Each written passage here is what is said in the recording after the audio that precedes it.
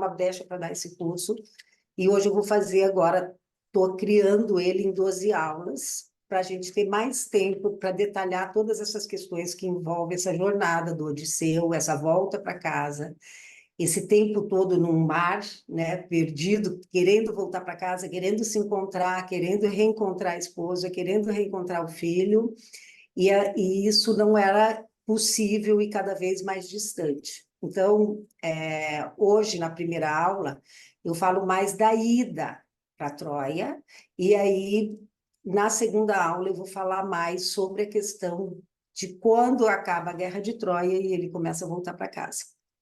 Então, qual que é o modelo que eu adotei, né, dessa vez para o curso? Então, eu chamei de método Odisseia, a jornada de Ulisses, pegando todos os percalços, todas as dificuldades, todos os monstros que ele teve que enfrentar, para fazer uma analogia de complexos psíquicos, dificuldades de comportamento que nós temos, padrões de comportamentos repetitivos, e para estar mostrando como que esse herói passou tanto tempo tentando aperfeiçoar a sua manifestação nesse retorno para casa. Como que ele faz esse percurso e tanto tempo que ele passa tentando aperfeiçoar a própria manifestação, tentando voltar para casa. Então, essa jornada de Ulisses, né, essa tentativa dele de aperfeiçoar todos os seus padrões de comportamentos que estavam impedindo que ele fosse um rei que reinasse com o melhor do seu potencial, que ele utilizasse melhor os seus recursos, ele, nessa volta, que ele está saindo de Troia, voltando para casa, é quando ele começa a agir com mais maturidade e ele consegue, nessa jornada, aperfeiçoar muito a sua forma de comportamento. Então, ele já tinha uma manifestação muito brilhante, ele tinha uma manifestação de destaque, ele era um dos grandes conselheiros de todos os reis em volta, né? Em todas as ilhas que rodeavam sua própria ilha, que era Ítaca, ele era muito sempre chamado para ser um conselheiro, apesar de mais jovem que todos os outros, por conta da sua brilhante inteligência e toda a astúcia que ele tinha. Mas esta jornada eu estou fazendo numa tentativa de falar para a gente como a gente usa os ensinamentos da Odisseia para trabalhar com a nossa inteligência emocional, como que a gente lida com as nossas emoções, como que a gente consegue domesticar esses monstrinhos que vivem em nós, que são todos aqueles monstros que o Ulisses teve que lidar na tentativa de voltar para casa. Então, eu estou lidando com essa questão da inteligência emocional. Como que a gente sai do pensamento, entra no sentimento e consegue dar conta de todas essas dificuldades que a gente tem com os nossos próprios monstros interiores. Aí, nessa jornada, nessa volta para casa, ele tentando lidar com todos esses monstros, lidando com todas as dificuldades que ele tinha e sempre teve, foi um confronto muito difícil, porque cada vez a agonia vai ficando maior, porque parece que a gente está mais distante daquilo que a gente almeja ser, né? Então, tem uma questão sobre quem eu sou e quem eu gostaria de ser.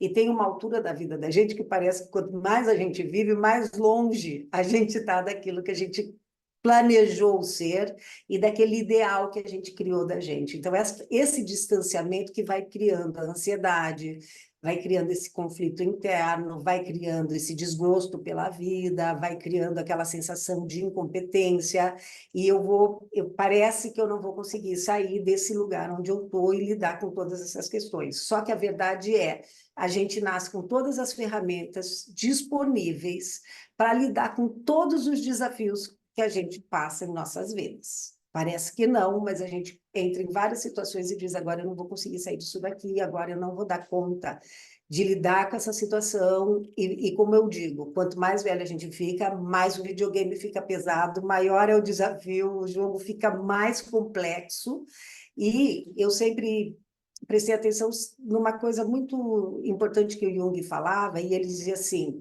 quanto mais luz, mais sombra. Então vai dando uma preguiça, porque parece que a gente aprende, mas cada vez parece que a gente não sabe nada, né? Cada desafio que vem parece que a gente está mais distante daquilo e mais sombrios os comportamentos que a gente percebe em nós. Então, quando a gente descobre, né, esse despertar da consciência do humano em mim, essa diferença entre o mortal que eu sou e o divino que eu sou, então o meu divino na capacidade criativa, luminosa, de me reconstruir, de me reinventar, de eu me manifestar de formas diferentes. Então, como eu tenho essas duas porções, eu tenho uma porção do mortal, né, que é o que sente inveja, ciúme, raiva, competição, disputa, poder, controle, e eu tenho o divino em mim que está buscando se manifestar cada vez mais de uma forma mais harmônica, mais equilibrada, que tenha mais comprometimento com a minha manifestação no mundo e não com o poder, com o que eu ganho com as coisas, né?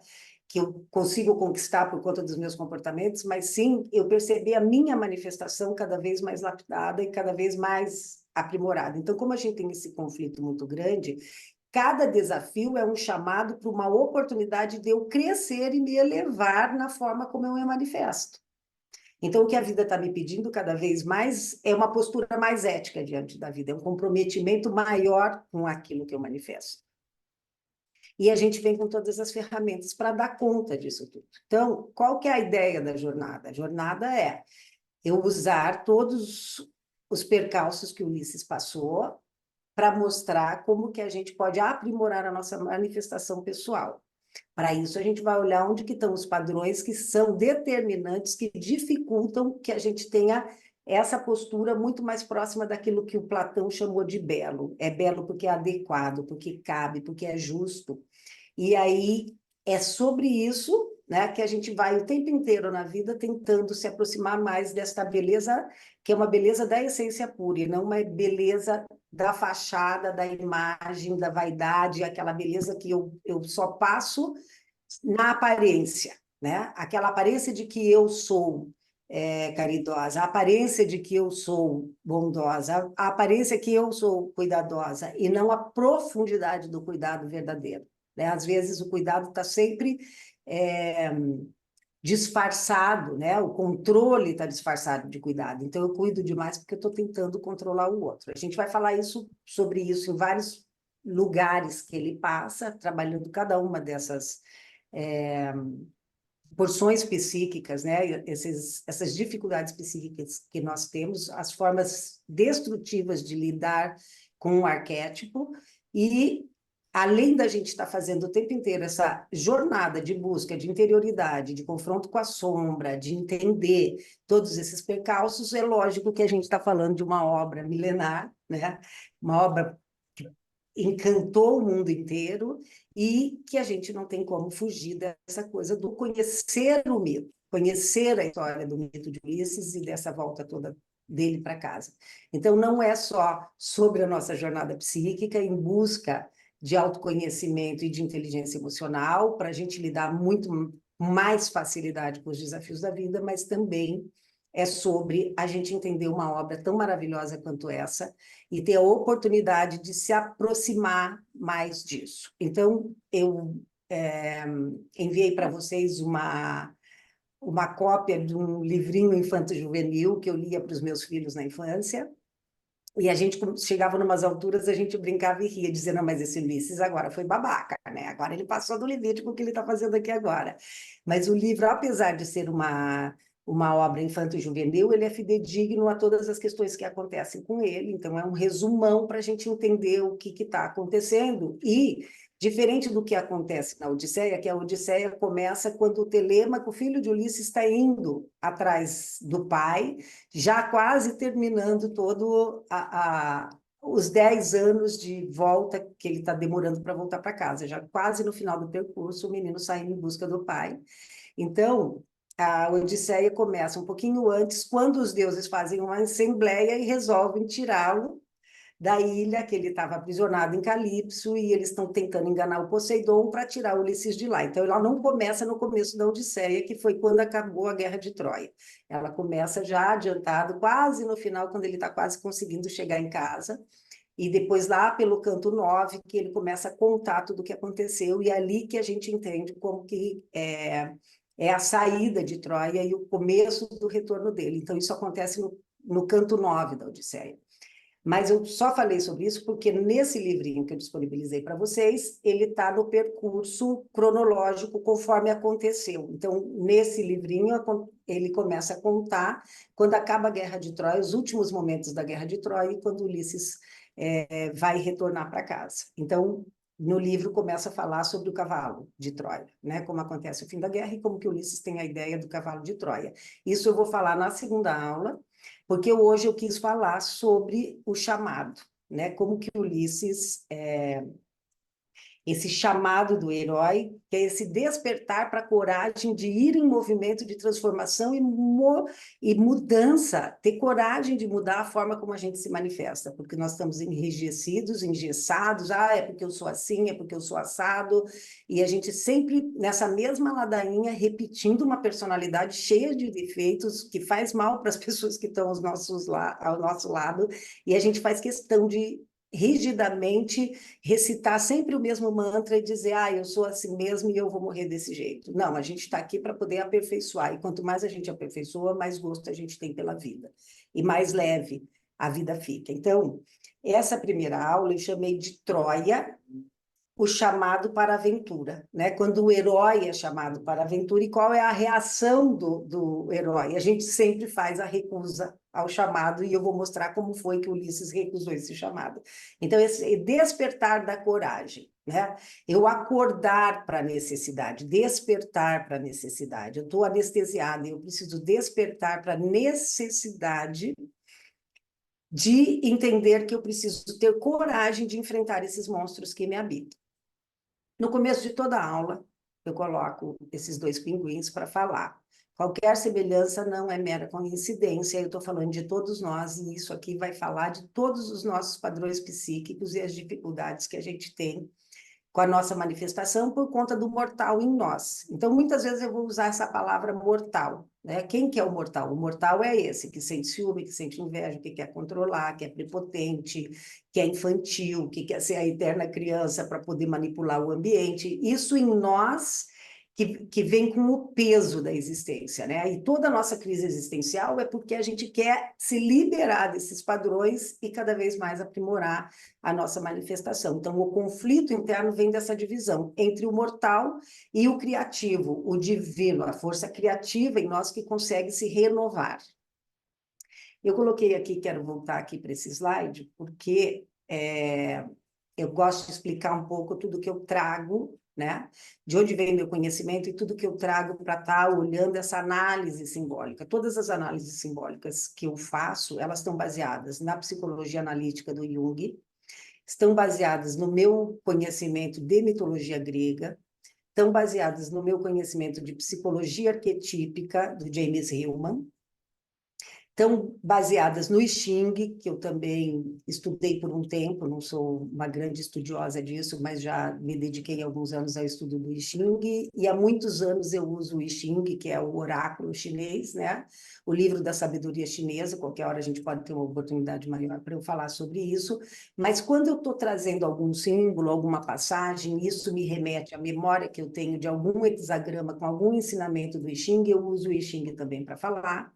Uso o budismo também e algumas passagens históricas do Buda para poder trazer analogias para movimentos psíquicos que a gente precisa ter e dificuldades que a gente também teve. Eu uso também o cristianismo, porque a figura do Cristo, né, muito conhecida, e eu sempre estou equivalendo ele também nessa jornada do herói, de um cara que buscou a autenticidade, buscou a verdade. Porque a base de todo o meu trabalho é a busca da verdade. A gente conseguir se conectar com essa verdade interior, com o meu desejo, com aquilo que é verdadeiro para mim, e eu ser autêntico no mundo, e o meu discurso bater com a minha prática. Então, a verdade vos libertará. E é tão difícil a gente lidar com essa imagem verdadeira e com a verdade, né, daquilo que a gente realmente almeja, deseja e se colocar no mundo com a verdade.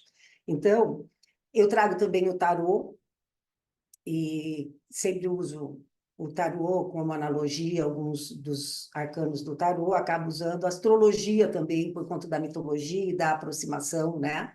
Desse conhecimento tão rico que é a astrologia. Então, eu não entendo de astrologia, estudei tudo de orelhada, mas também uso como exemplo, quando eu preciso falar de alguma coisa, eu acabo puxando também.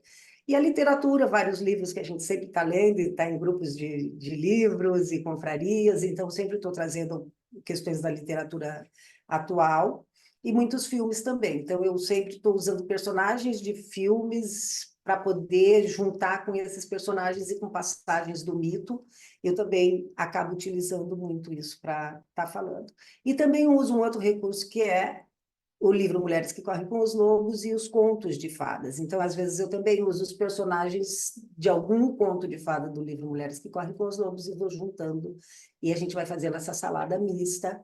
E a ideia é, a gente vai ouvir daqui, ouve de lá, começa a juntar, e todas essas coisas vão ajudando a gente se aprofundar cada vez mais e ter uma maior compreensão desses símbolos que a gente, às vezes, fala tão da boca para fora, e a gente conseguir se apropriar desses conceitos de uma forma mais vivencial, né? É isso que o símbolo dá. O símbolo nos dá a oportunidade de achar um norte para a gente se apossar disso com algo que fique mais prático, mais cotidiano, que fique mais visível. Então, a gente sai do simbólico e vem para o real, vem para essa transformação do comportamento que se dá pelo real. Para falar de símbolo, né, eu começo falando um pouco da biografia e da ancestralidade do Ulisses para a gente entender quem é esse cara. Então, quem que é a ascendência dele? De onde que ele vem? Né?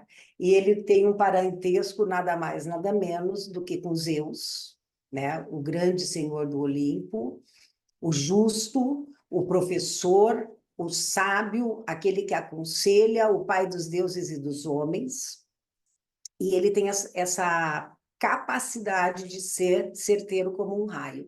Então, a grande qualidade de Zeus é ele ter essa possibilidade que o animal que representava Zeus era a águia. Então, ele vê de cima, vê das alturas, ele vê de toda essa amplitude e ele é capaz de olhar uma cobra lá embaixo e pegar um roedor, pegar uma cobra, um rato com muita precisão. Então, quando a gente tem um alcance de consciência tão elaborado quanto a capacidade de Júpiter, né? Que Júpiter para os latinos, Zeus para os gregos. Essa capacidade de ser tão certeiro, tão específico, que a gente consegue pegar, assim, como se fosse uma pinça e muito rápido um comportamento meu que está se instalando. Então, quando a gente vai tendo consciência desses comportamentos destrutivos em nós, antes que ele se instale, a gente é muito rápido e pega como se a gente fosse uma águia e engolisse aquilo. Porque a consciência nos dá a percepção de antever como que eu vou me comportar daqui um segundo porque eu me senti ou ameaçado, ou porque eu estou me vitimizando, ou porque eu quero ser visto, quero ser ovacionada. Então, quando esses gatilhos aparecem, essa capacidade que a gente tem de perceber isso com muita rapidez, que é a rapidez do raio. Né? Então, ele é o grande senhor do raio, como um raio ele vem nessa atitude. Então, a consciência nos dá essa percepção. E Ulisses tem esse parentesco dessa inteligência toda com Zeus, né, na ascendência dele, com Hermes, que é Mercúrio, que é o deus rápido, embusteiro, deus dos comércios, o grande mentiroso, aquele que faz a tese, a antítese e a síntese. Então, ele consegue falar, será que eu vou para cá? Não, eu vou para lá. Não, se eu for para cá vai dar nisso, para lá vai dar naquilo, não, eu vou certeiro para cá. Então, ele tem essa rapidez do pensamento e da inteligência de Mercúrio, Mercúrio para os latinos, Hermes para os gregos. Gente, não se preocupem com todos esses nomes e sim com o símbolo, né? Então, a gente tem que pensar que Ulisses, que é a pessoa que vai conseguir vencer a guerra de Troia, porque ele vai dar toda a volta, e a gente vai falar sobre isso, por que ele consegue vencer a guerra, qual é a volta que ele deu para conseguir parar com aquele sangue sem fim que ia ser derramado, né? Qual a volta que ele deu nele, o que ele lidou nele mesmo para conseguir dar conta de vencer aquela guerra e ver que eles iam perder aquela batalha, que aquela batalha estava perdida. Então, para ele ser tão rápido, ele tem a astúcia de Mercúrio. Então, a gente precisa ser muito rápido para nos enganar. Quando a gente quer mudar, como é um chamado à aventura, é um chamado à transformação, quando a gente quer se transformar, quer mudar algum comportamento em mim, né, quero mudar algum comportamento em mim, eu tenho que ser muito rápido, eu tenho que ser muito astuto para pegar esses complexos que conversam comigo há anos e que justificam a tese de eu continuar sendo quem eu sou. Então, em vez de eu justificar, né, o que eu estou fazendo, eu sou rápido para perceber que eu vou atuar de novo da mesma forma. Então, eu não busco mais justificativa. Eu tento não atuar mais sem parar para pensar, refletir sobre como agir. Então, quando eu mudo de comportamento, eu não tenho que abandonar aquele comportamento, eu tenho que adquirir um comportamento novo, que é a antítese desse, para colocar na balança e pesar para ver se realmente é essa a atitude que eu tenho que tomar ou se eu tenho que fazer a antítese disso. Então, quando eu vou mudar, não é para eu deixar de ser isso, mas eu adquirir outra parte em mim que faça uma reflexão sobre uma atuação baseada numa escolha e não numa autonomia de um complexo que passa por mim. Então, é muito diferente quando eu escolho agir assim do que a autonomia desse comportamento em mim. Isso que é o enrijecimento da minha personalidade. Então, toda a transformação é a aquisição do oposto, né, da polaridade daquele comportamento que eu mantenho sempre como se fosse um guardião do bom andamento da minha vida. E, na verdade, isso é um excesso que acaba me prejudicando. Então, o Mercúrio, o Hermes, que é o deus da comunicação, ele faz essa comunicação entre esses dois polos opostos dentro de mim, esses dois mundos, né, para eu conseguir me libertar. Atrás dele também vinha o Sísifo, que era um grande embusteiro, que enganou a morte 3 vezes e arrumou uma grande confusão, que é aquele que todo dia tem que levar a pedra até lá em cima quando chega. Esse foi o castigo dele, né, de enganar a morte 3 vezes. Quando ele chega lá em cima da montanha, a pedra volta. Então tem a ver com a nossa mortalidade também, com a dificuldade que a gente tem de entender quão difícil que é essa disciplina do repetir, do repetir, do repetir, para conseguir cada vez dar um passinho. Então, a gente vai, mais um passinho. Então, é de degrauzinho e de poucos degraus, mas a gente não pode desistir. Nessa jornada dele, então, eu falei um pouco da ancestralidade dele no nível, né, dos divinos, e não do pai imortal, que é Laertes, o nome do pai dele, que é o pai mortal, que era o rei de Ítaca, e que ele acaba assumindo esse reino, mas falando da ancestralidade divina que ele tinha, quais os deuses que habitavam esse imaginário desse herói. Falei um pouco da ancestralidade e agora quero falar um pouco para vocês de algumas conquistas que ele já tinha, porque quando ele foi embora para Troia, apesar do pai dele ser vivo, né, e o Laertes, que era o pai dele, que era o rei de Ítaca, ele já tinha passado para o filho Ulisses o reinado. Então ele já tinha, mesmo com o pai vivo, ele já tinha conquistado o reino dele. E essa conquista se deu porque o pai abriu mão disso, e para que o pai abrisse mão disso, o pai pediu que ele fosse resolver, né, um assunto de um rebanho que tinha sido roubado, e ele foi atrás desse rebanho, e foi para Mecenas atrás desse rebanho, e quando ele volta com este arco e flecha, que era o arco de Apolo. Então, tem toda uma história por trás deste arco, mas ele troca a espada dele por este arco, que um dia foi de Apolo, com um amigo que ele encontra em Mecenas, quando ele vai reconquistar um rebanho do pai que tinha sido roubado. Então, este arco é como se ele fosse capaz de se apossar de todo o valor dele. Então, é como se ele se empoderasse. Ele tinha muitos valores, muitas habilidades, e quando ele faz essa viagem em busca de um rebanho que tinha sido roubado, é como se ele recuperasse todo o valor dele. Então, o que acontece? Toda dificuldade, todo percalço, toda vez que a gente se sente roubado pela vida, na verdade, a vida está nos dando uma oportunidade para a gente achar os nossos valores que estão jogados por aí. Habilidades, qualidades que a gente tem, mas que são desconhecidas e que não estão sendo usadas por conta desses padrões psíquicos que impedem que a gente adquira cada vez mais valor. Então, nossos valores, as nossas armas, nossas ferramentas estão todas espalhadas. E ele, quando vai atrás de um rebanho roubado, então é como se eu recuperasse.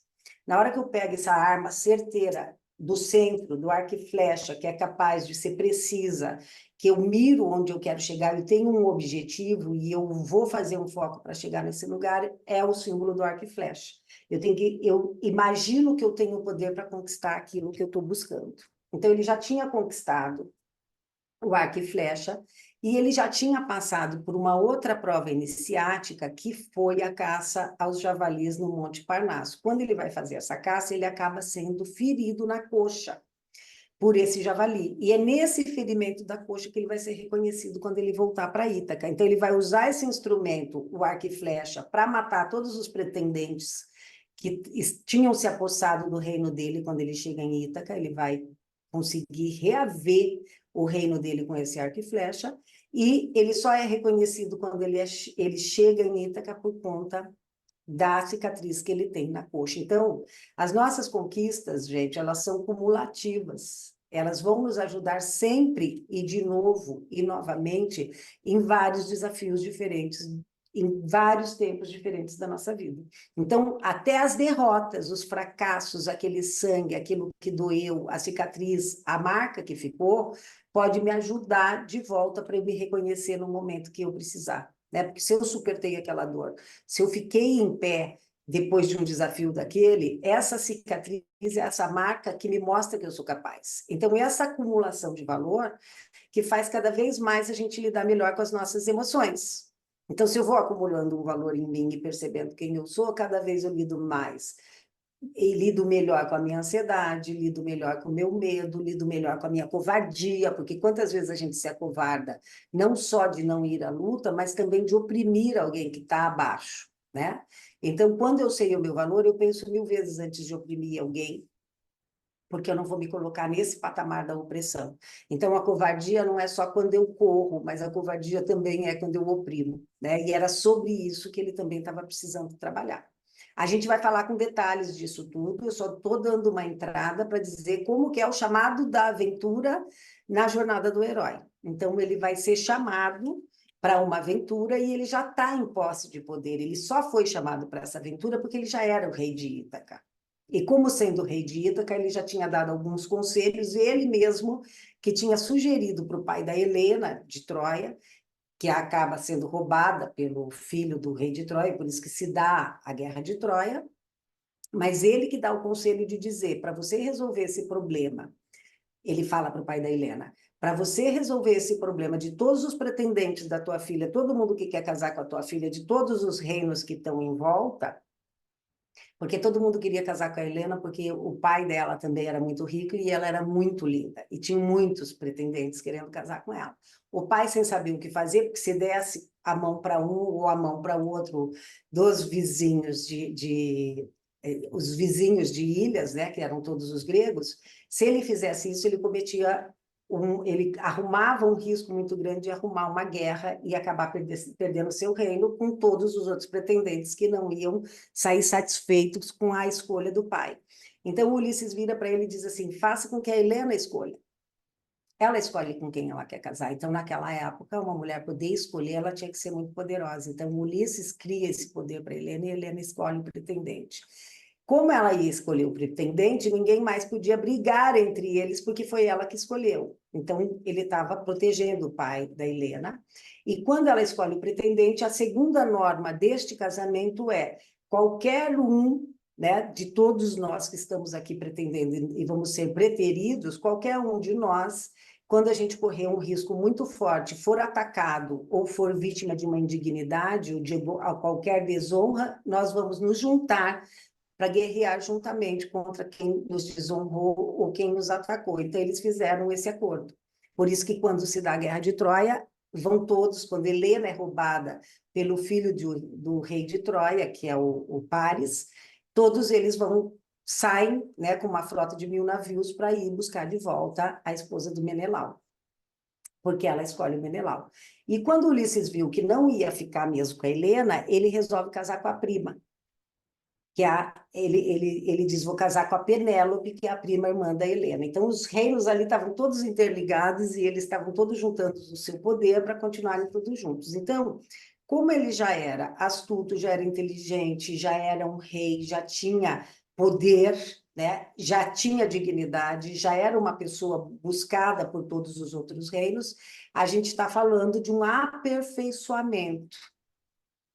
Então, tem heróis como o Hércules, por exemplo, que está começando a lidar com a brutalidade, com o excesso de poder, com a rigidez. Então, o Hércules é um menino tentando lidar com as habilidades dele. O Ulisses já é uma pessoa que adquiriu experiência, já tem uma sabedoria adquirida, mas precisa aperfeiçoar a sua manifestação, ele precisa crescer na forma como ele está agindo, que a vida está pedindo mais. Então, é aquele momento em que a vida nos coloca em situações que a gente já acha que está ali, vou descansar um pouquinho, ó, aparece uma doença, aparece uma falência, aparece um luto, né? Aquilo que a gente está achando que assim, nossa, agora eu estou com a vida ganha, cheguei numa parte da minha vida, a hora que eu vejo, acontece, né, uma situação de, enfim, diversas mudanças que acontecem, mas um desemprego, ou uma necessidade de mudar de profissão, ou um divórcio, uma separação que eu não estava esperando, que às vezes acontece, ou dentro da família, né, com os filhos, problemas maiores que já estavam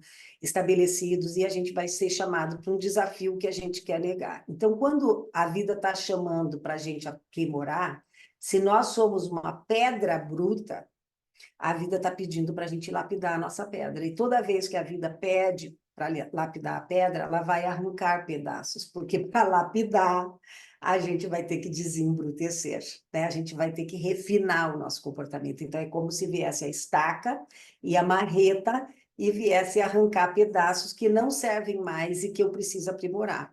Então, a vida está pedindo para tirar essa brutalidade, né? E mesmo que seja a brutalidade da menina boazinha, gentil, querida, que faz tudo para todo mundo, isso também é bruto, porque chega uma hora que a gente precisa aperfeiçoar isso, né? Como também é bruto eu ser o ameaçador, que todo mundo tem que ficar com medo de mim. Então, o excesso me embrutece. Se eu sou sempre alguém que tem que acuar as pessoas para as pessoas terem medo de mim para eu me sentir bem, eu também preciso tirar todos os excessos. Então, ele está indo em busca de lidar com muitos monstros que habitavam ele, para ele aprender a ter resiliência, para ele aprender a ser menos moralista, então tudo para ele aprender a ser menos prepotente, e ele vai passar muitas voltas com essa questão da prepotência. Então, na aula que vem, eu volto para o conceito grego de hubris, que é sobre a nossa arrogância, a história da arrogância, a prepotência, a desmedida, os excessos, e é para isso que ele foi chamado, né? Para deixar de usar os nossos recursos por poder e usar os nossos recursos por amor. Então, é muito diferente, porque se eu uso a minha habilidade de liderança para poder oprimir, eu quero controle. Se eu uso por amor, eu quero disseminar isso e eu quero aprender e deixar todo mundo capaz de lidar com a vida, independente de eu estar aqui ou não. Eu quero dar para o outro a capacidade e a habilidade de se autoliderar. Essa que é a diferença. Então, ele vai parar de usar todos as habilidades e os valores pessoais dele em nome do poder. Porque quando eu uso em nome do poder, eu quero controle, quero autoridade e quero o tempo inteiro manipular todo mundo que está em volta de mim. E eu estou usando as minhas habilidades para isso. Quando eu uso por amor, eu quero disseminar isso no mundo e eu quero dividir isso com o mundo e eu quero ensinar outras pessoas a fazerem como eu faço e como foi que eu aprendi e eu manifesto isso nessa horizontalidade, né? Nessa tentativa de eu aprendi, eu passo para você, que passa para mim, e essa troca onde a gente multiplica todas as nossas capacidades, porque eu paro de lidar com as minhas habilidades por poder e passo a lidar por amor. Isso é muita inteligência emocional. Eu não me sinto mais ameaçada pelo outro e não quero mais disputar. Eu quero colaborar, eu quero junto compartilhar e eu quero que nós, em mais pessoas juntas, nesse compartilhamento, eu confio no poder da multiplicidade que o amor dá. E paro de precisar do poder que preciso oprimir. Então, a segundo aprimoramento que ele vai fazer é deixar de ser infantil e criança. Então, quando a gente está imaturo, a gente não tem consciência, a gente lida como crianças, com as nossas habilidades. Então, a gente usa como qualquer criança para manipular o ambiente. Então, ele deixa de ser aquele molequinho que está correndo por aí, brincando de herói, fazendo o que não deve ser feito e usando todas as nossas qualidades de forma leviana, né? Sem prestar atenção como que eu estou usando as minhas qualidades, para quem eu estou dando, como eu estou usando, em prol do quê, e eu começo a prestar atenção e usar isso com mais maturidade. Então, ele vai deixar de ser uma eterna criança e vai se transformar num homem que vai prestar mais atenção, que todas as qualidades dele vão ser usadas para o bem da humanidade. Isso era uma outra coisa que o Jung falava, era a gente tem que ter um compromisso moral com a nossa manifestação. A gente tem que ter um compromisso moral com a vida. A gente tem que ter um compromisso moral com quem eu manifesto. Então, esses cursos todos que eu dou não são sobre para eu me dar melhor na vida, mas sim para eu ser melhor para a vida. Essa é a grande mudança. E aí, o que que acontece?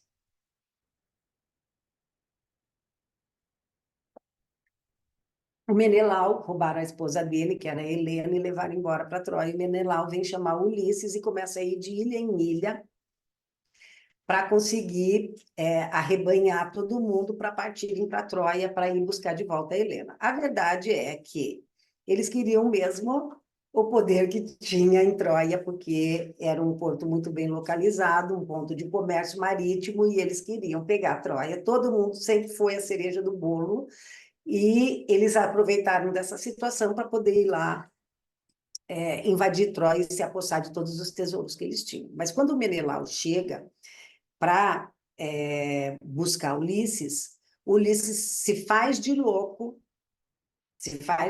pega um arado e sai, né? Tem duas versões do mito, mas ele sai arando a terra e semeando sal. Começa a semear sal na terra, daí todo mundo, meu Deus, ele está louco, porque sal não tem como plantar sal, sal não nasce, sal não pega, sal não tem o que fazer. Então, ele estava se fazendo de louco para falarem, Ulisses enlouqueceu. Então, a primeira reação que ele teve foi dizer, eu não vou. Eu vou dar uma de louco para ninguém me chamar. Gente, isso é preguiça, né? A gente tem um monte de desafio na vida, que a vida chama porque a vida chama. A vida vai lá e fala, não, agora acabou, amor, toma essa doença de presente. Você fala, não, obrigada, negação, eu não vou. Né? Toma aqui, esse relacionamento chegou no fim, vai dar um fim nesse relacionamento, veja como você vai começar de novo a tua vida. Não, eu não vou, eu não quero. Então, a vida chama e a gente fala, não, obrigada. E essa negação e essa resistência que cria a neurose, que cria as dores físicas, porque vai para o corpo e vai para a neurose. E a gente vai cada vez ficando mais cego, né, para as dificuldades, porque a gente se nega à luta. Então, o herói, sempre que ele é chamado para a luta, ele não sai correndo, falando, ai, que ótimo, nossa, achei tão bom isso. Não.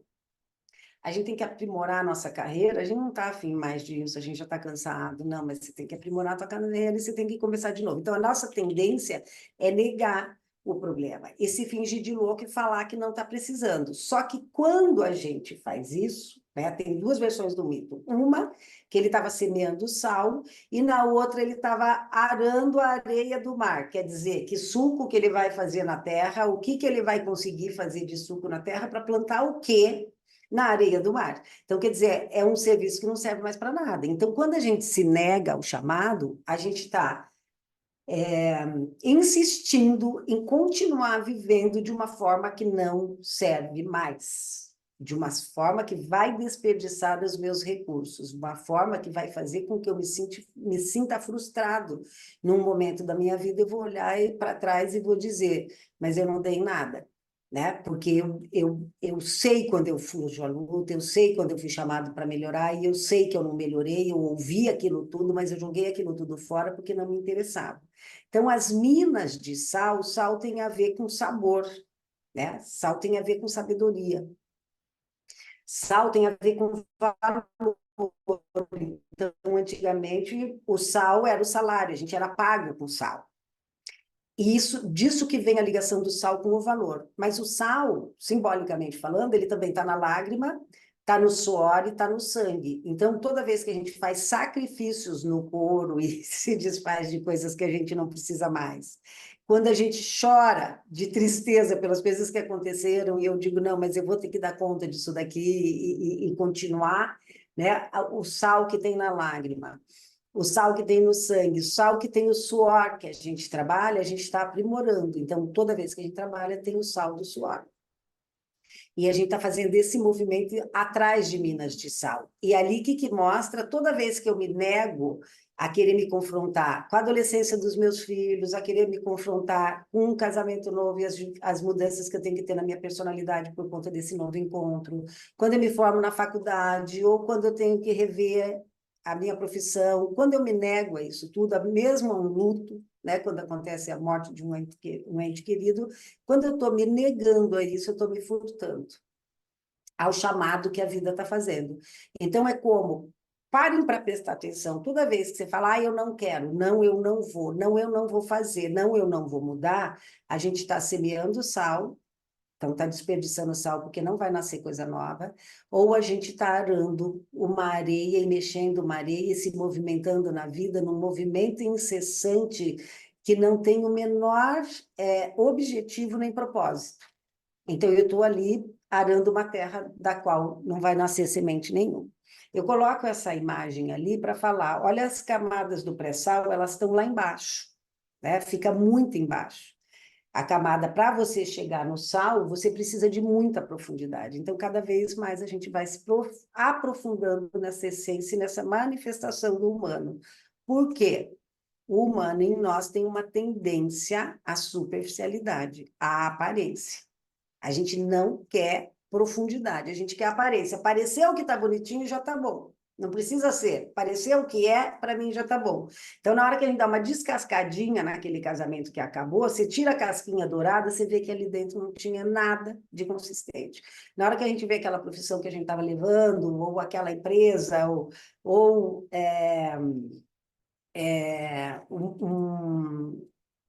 uma forma física, né? Até isso.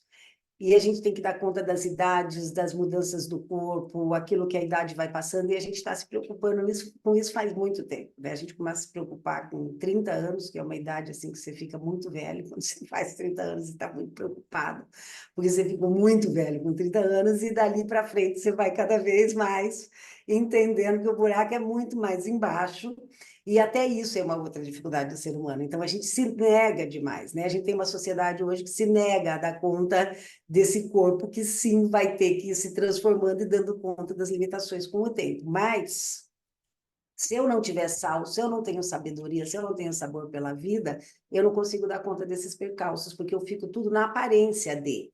Eu fico muito na superficialidade de. Então, superficialmente, ele era um bom rei que não queria ir embora, que queria ficar com a mulher dele, que queria ficar com a família, que queria ficar com o filho.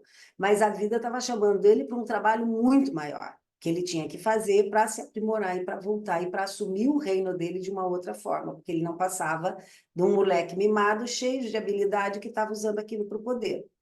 Então, quando a gente vê que está semeando o sol, a gente está deixando a vida escorrer pela vida, né? A vida escorrer pela mão, pelos dedos. Então, a gente não entende que o tempo é um recurso precioso. Isso que ele vai entender. Quando ele começa a ficar muito tempo para voltar para casa, ele começa a entender o quão precioso é o tempo e por que que a gente não joga tempo fora. E quanto mais velho a gente fica, menos tempo a gente tem para perder. A gente já não tem tempo nenhum para perder até os 28, depois dos 28, que dá uma virada grande, que é a primeira volta de Saturno entre 28 e 30 anos, daí não jogue mais tempo mesmo fora. Porque aí tudo que a gente vai aprendendo, a gente tem que colocar em prática. Então, ele está querendo jogar tempo fora, ele quer continuar ali, ele quis ganhar um tempo. Aí, quando a gente está nesse movimento, a gente começa a andar na roda de Sansara, andando em círculos, reproduzindo os problemas, e os problemas são sempre os mesmos. Quando os problemas são sempre os mesmos, a gente começa a entrar num movimento de ação, culpa, repetição. Ação, culpa, repetição. E toda hora eu estou jogado igual pedra, assim, aquela onda que ele joga na pedra, que volta o corpo, joga na pedra, volta o corpo, joga na pedra, e eu não consigo sair desse movimento. É porque eu estou me negando as mudanças necessárias. Eu estou com preguiça e eu estou me acovardando diante da vida, porque eu não estou querendo me desgastar. Então, eu estou paralisado como se eu estivesse numa roda gigante, sem sair do lugar. Foi um herói junto com o Menelau até Ítaca para buscar o Ulisses para a guerra, e esse herói, ele está tentando enganar o herói, enganar o Menelau e se fazer de louco. O que o herói faz? Pega o filho dele que tinha nascido, pega o Telêmaco, que é o filho do Ulisses, e põe na frente do arado. Então, ele estava vindo ali, ele tinha atrelado um boi e uma vaca num arado, e ele estava vindo, arando a terra. Na hora que ele vai passar, ele teve que segurar o arado para parar, porque o herói botou o filho dele na frente do arado. Então, quer dizer, se você está louco mesmo, você vai passar e nem vai ver que é uma criança. Na hora que ele fez isso, o herói pega ele no pulo, porque ele falou: não, eu só estou me fazendo de louco, eu sei que tem uma vida muito preciosa para ser vivida e que eu não vou desperdiçar isso. Então, ele vai lá e salva a criança. Então, o mito está querendo falar o seguinte: se a vida está chamando, tem semente. Se tem semente, tem capacidade. Se tem capacidade, por que que eu não vou mudar? Por que que eu não vou alterar alguns comportamentos meus? Por que que eu não vou lapidar essa pedra? Por que que eu não vou achar formas novas de viver que eu me recuso? Então, eu sempre dou um exemplo assim. As pessoas falam assim: ah, eu não vou aprender nunca a fechar minha boca, porque eu não adianta, eu sempre falo demais. Aí tem o outro que fala assim: ai, eu não tenho boca para nada, eu nunca tive boca para nada e eu não vou ter boca para nada. Eu vou morrer desse jeito. Mas por que que você não falou? Ai, não, porque eu não tenho boca para nada. Só que quem não tem boca para nada, na hora que fica bem bravo, fala tudo que não devia ter dito nunca para ninguém. Tem coisas que a gente não pode falar para ninguém. E aquela gente que não tem boca para nada, quando abre a boca porque está pressionada e solta tudo. Aí eu sempre faço essa pergunta: a pessoa não tem boca para nada ou a pessoa só gosta de falar quando não deve e dizer o que não pode ser dito?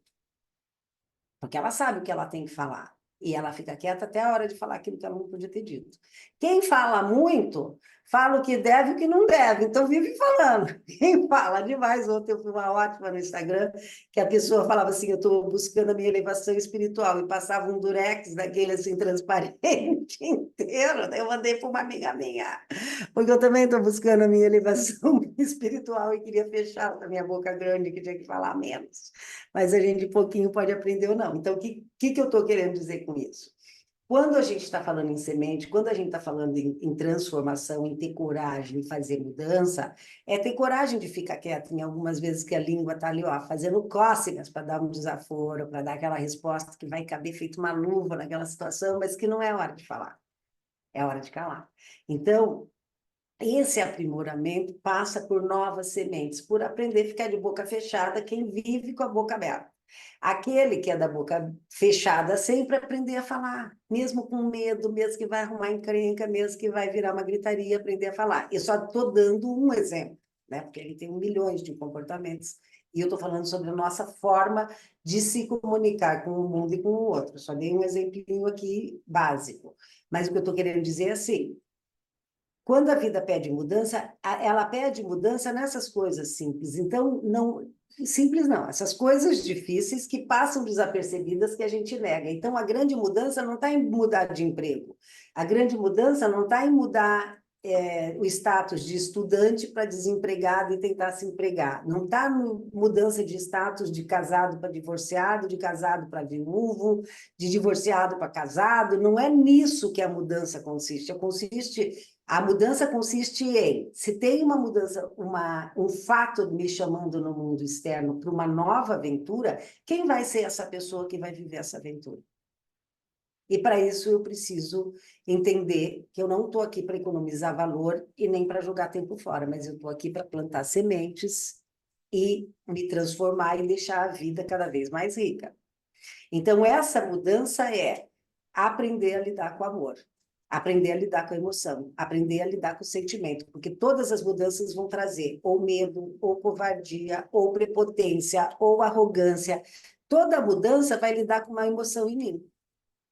E a gente vai usar todos os ensinamentos do Ulisses nesse curso para poder lidar com inteligência emocional, com todas as questões e os fatos que a vida apresenta e os desafios que a gente também se lança por desejo e que a gente escolhe fazer porque a gente quer, e que, já que eu quero fazer algo novo, eu vou ter que ter uma pessoa nova para lidar com esse algo novo. Eu acho que vai ser com a pessoa antiga, mas não vai dar conta. Então, a ideia do curso é a gente despertar com os desafios de Ulisses para essa coragem, que quando vem o chamado eu entender quais as mudanças e as transformações e como eu vou reutilizar o valor que eu já tenho e como que eu vou conseguir buscar valores que eu tenho e que eu desconheço, e habilidades. Tá? Pode desligar esse daqui, daí a gente vai começar com as perguntas. E o teu também. Eu não gravo as perguntas para a gente ficar mais à vontade para conversar de questões, né?